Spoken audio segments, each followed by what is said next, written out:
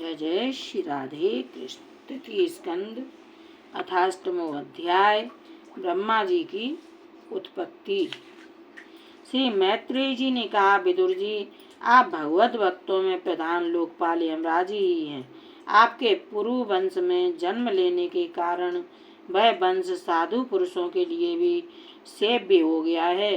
धन्य है आप निरंतर पद पद पर श्री हरि की कीर्तिमयी माला को नित्य नूतन बना रहे हैं। अब मैं क्षुद्र विषय सुख की कामना से महान दुख को मोल लेने वाले पुरुषों की दुख निवृत्ति के लिए श्रीमद् भागवत पुराण प्रारंभ करता हूँ, जिसे स्वयं श्री संकर्षण भगवान ने सनकादि ऋषियों को सुनाया था।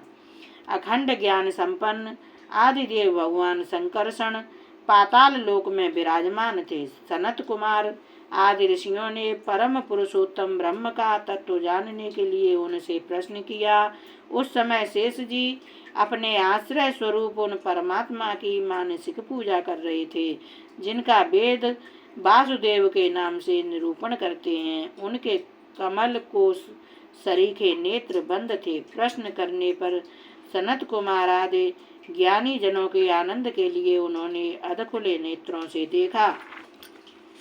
सनत कुमार आदि ऋषियों ने मंदाकिनी के जल से भीगे अपने जटा समूह से उनके चरणों की चौकी के रूप में स्थित कमल का स्पर्श किया, जिसकी नागराज कुमारियां अभिलाषित वर की प्राप्ति के लिए प्रेम पूर्वक अनेकों उपहार सामग्रियों से पूजा करती हैं।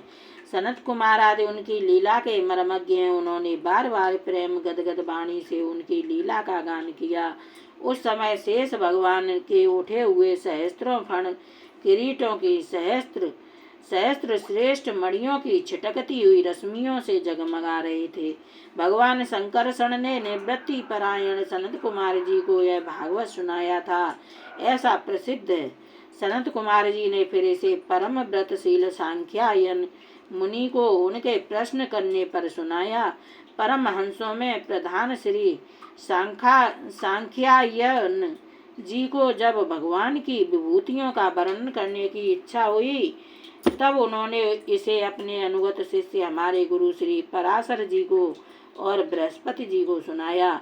इसके पश्चात परम दयालु पराशर जी ने पुलस्त्य मुनि के कहने से वह आदि पुराण मुझसे कहा। वत्स श्रद्धालु और सदा अनुगत देखकर अब वही पुराण मैं तुम्हें सुनाता हूँ। सृष्टि के पूर्व यह संपूर्ण विश्व जल में डूबा हुआ था। उस समय एकमात्र श्री नारायण देव शेष शैया पर पौड़े हुए थे। वे अपनी ज्ञान शक्ति को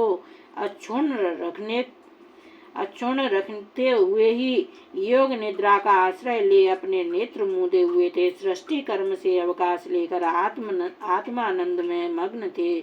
उनमें किसी भी क्रिया का उन्मेष नहीं था। जिस प्रकार अग्नि अपनी दाहिका आदि शक्तियों को छिपाए हुए काष्ठ में व्याप्त रहती है, उसी प्रकार श्री भगवान ने संपूर्ण प्राणियों के सूक्ष्म शरीरों को अपने शरीर में लीन करके अपने आधारभूत उस जल में शयन किया। उन्हें सृष्टि काल आने पर पुनः जगाने के लिए केवल काल शक्ति को जागृत रखा। इस प्रकार अपनी स्वरूप भूता चिच्छक्ति के साथ एक सहस्त्र चतुर्युग पर्यंत जल में शयन करने के अनंतर जब उन्हीं के द्वारा नियुक्त उनकी काल शक्ति ने अपने जीवों के कर्मों की प्रवृत्ति के लिए प्रेरित किया, तब उन्होंने अपने शरीर में लीन हुए अनंत लोक देखे। जिस समय भगवान की दृष्टि अपने में निहित लिंग शरीर आदि सूक्ष्म तत्वों पर पड़ी, तब वह कालाश्रित रजोगुण से क्षुभित होकर सृष्टि रचना के निमित्त उनके नाभि देश से बाहर निकला। कर्म शक्ति को जागृत करने वाले काल के द्वारा विष्णु भगवान की नाभि से प्रकट हुआ। वह सूक्ष्म तत्व कमल कोश के रूप में सहसा ऊपर उठा और उसने सूर्य के समान अपने तेज से उस अपार जल राशि को दे दीप्यमान कर दिया। संपूर्ण गुणों को प्रकाशित करने वाले उस सर्वलोकमय कमल में वे विष्णु भगवान ही अंतर्यामी रूप से प्रविष्ट हो गए। तब उसमें से बिना पढ़ाए ही स्वयं संपूर्ण वेदों को जानने वाले साक्षात वेद मूर्ति श्री ब्रह्मा जी प्रकट हुए, जिन्हें लोग स्वयंभुव कहते हैं, उस कमल की कर्णिका गद्दी में बैठे हुए ब्रह्मा जी को जब कोई लोग दिखाई नहीं दिया, तब वे आंखें फाड़कर आकाश में चारों ओर गर्दन घुमाकर देखने लगे। इससे उनके चारों दिशाओं में 4 मुख हो गए। उस समय प्रलयकालीन पवन के थपेड़ों से उछलती हुई जल की तरंग मालाओं के कारण उस जल राशि से ऊपर उठे हुए कमल पर विराजमान आदिदेव ब्रह्मा जी को अपना तथा उस लोक तत्व रूप कमल का कुछ भी रहस्य न जान पड़ा। वे सोचने लगे, इस कमल की कर्णिका पर बैठा हुआ मैं कौन हूँ? यह कमल भी बिना किसी अन्य आधार के जल में कहाँ से उत्पन्न हो गया? इसके नीचे अवश्य कोई ऐसी वस्तु होनी चाहिए जिसके आधार पर यह स्थित है। ऐसा सोचकर वे उस कमल की नाल के सूक्ष्म छिद्रों में होकर उस जल में घुसे, किंतु उस नाल के आधार को खोजते खोजते नाभि देश के समीप पहुँचे। जाने पर भी वे उसे पा न सके। विदुर जी उस अपार अंधकार में अपने उत्पत्ति स्थान को खोजते खोजते ब्रह्मा जी को बहुत काल बीत गया।